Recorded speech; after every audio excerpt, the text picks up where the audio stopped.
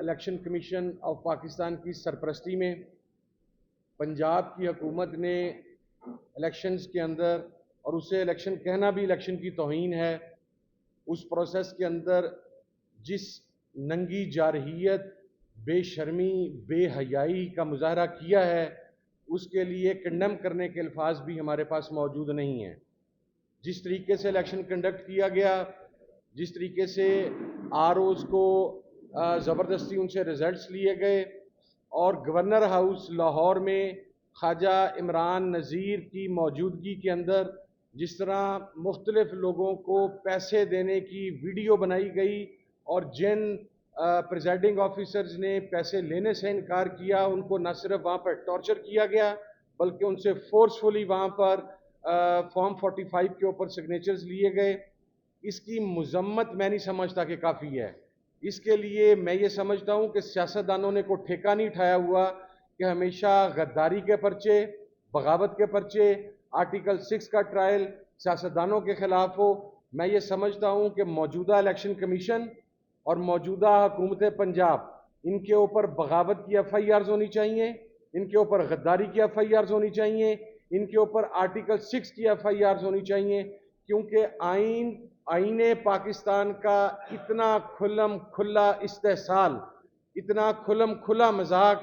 پاکستان کی ماضی کی حکومتوں کے اندر یا ماضی کے الیکشنز کے اندر اس طریقے سے نہیں اڑایا گیا۔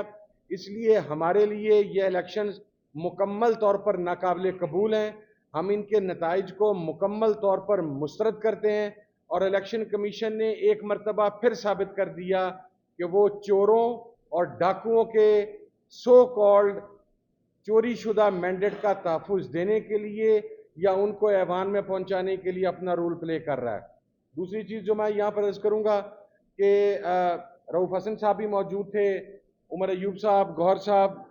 عمران خان صاحب نے تحریک تحفظ آئین پاکستان کے حوالہ سے، میں خود وہاں پر موجود تھا، بڑی واضح ڈائریکشنز اس نے دی تھیں، اور میں یہ سمجھتا ہوں کہ فیصل آباد کا جلسہ جس کی تاریخ آج رات کو عمر ایوب صاحب اور گوہر صاحب اناؤنس کر دیں گے، جو فیصل آباد ڈویژن کے سٹیک ہولڈرز ہیں، ان کی مشاورت کے بعد، کیونکہ ان کی آج شام میٹنگ ہے، رات تک انشاءاللہ یا صبح تک اس کی ڈیٹ اناؤنس کر دی جائے گی، وہ پنجاب کے اندر احتجاجی تحریک کی ابتدا کرے گا، اور اس کے ساتھ ہی ہم ڈسٹرکٹ ٹو ڈسٹرکٹ جائیں گے۔ اب یہ ایک میراتھن احتجاجی تحریک ہے۔ ہم آئین اور قانون کے اندر رہتے ہوئے، دیکھیں کل بہت ساری جگہوں پر ایسا کنڈکٹ کیا گیا کہ اگر ہمارے لوگ اس کو ریزسٹ کرتے یا رسپونڈ کرتے تو خون خرابہ بھی ہو سکتا تھا، ملک کے اندر حالات بھی خراب ہو سکتے تھے، لیکن میں ان تمام امیدواران کو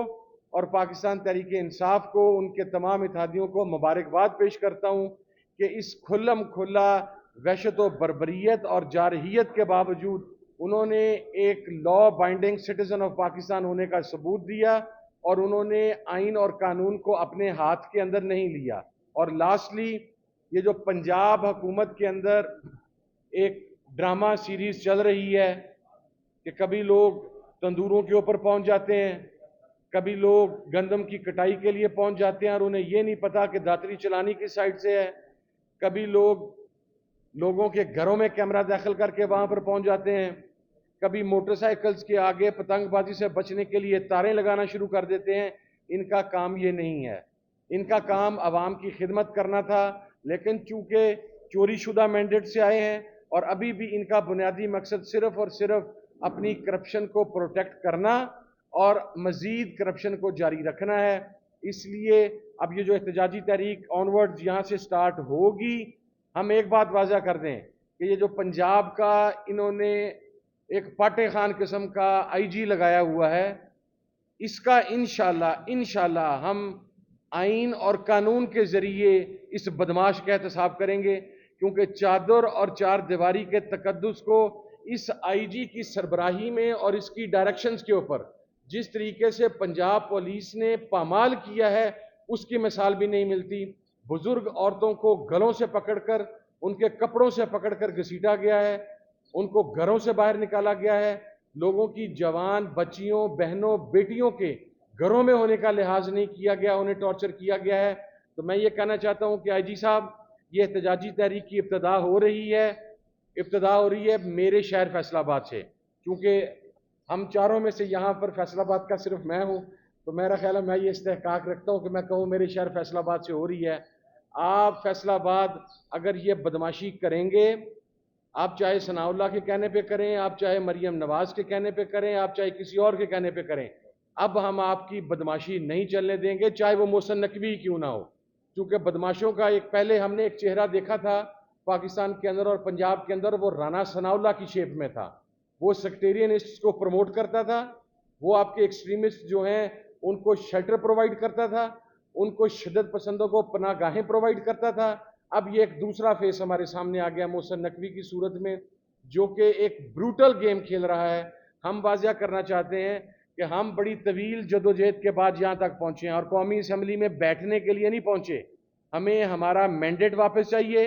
हमारा सारे सूबों का मैंडेट हमें वापस चाहिए, वगरना इस एहतजाजी तहरीक में जिस हद तक आप जाएंगे आप जाएं। हम इंशाल्लाह इमरान खान के संग खड़े हैं और तमाम चीज़ें इमरान खान की डायरेक्शंस के ऊपर हो रही हैं, और इंशाल्लाह ये एहतजाजी तहरीक कामयाब भी होगी। और ये बदमाश और ये डाकू, और सबसे बढ़ के लोग तो कच्चे के डाकुओं को रो रहे हैं। कच्चे के डाकुओं का सरपरस्त कौन है? आप मेरे साथ चले, मैं आपको बताता हूँ। ये जनूबी पंजाब में और आपके सिंध की बेल्ट के सारे ये हुकूमती ओहदेदार इस कच्चे के डाकुओं के सरपरस्त हैं। ये सेंट्रल पंजाब से लोगों को किडनैप करवाते हैं। हमारे फैसलाबाद से 4 लोगों को किडनैप करवा के वहां पे 2-2 करोड़ 2.5 करोड़ रुपया उनसे तावान लेके तो वापस भिजवाया गया। तो मौजूदा हुकूमत तो कच्चे के डाकुओं से अपना हिस्सा वसूल करती है, बत्ते के अंदर तावान के अंदर। वो कच्चे के डाकू हैं, ये पक्के के डाकू हैं, जो उनके सरपरस्त हैं कच्चे के डाकुओं के। और इंशाल्लाह इस तहरीक के जरिए हम इन डाकुओं और गासबों का भरपूर एहतसाब करेंगे। बहुत शुक्रिया जी, थैंक यू।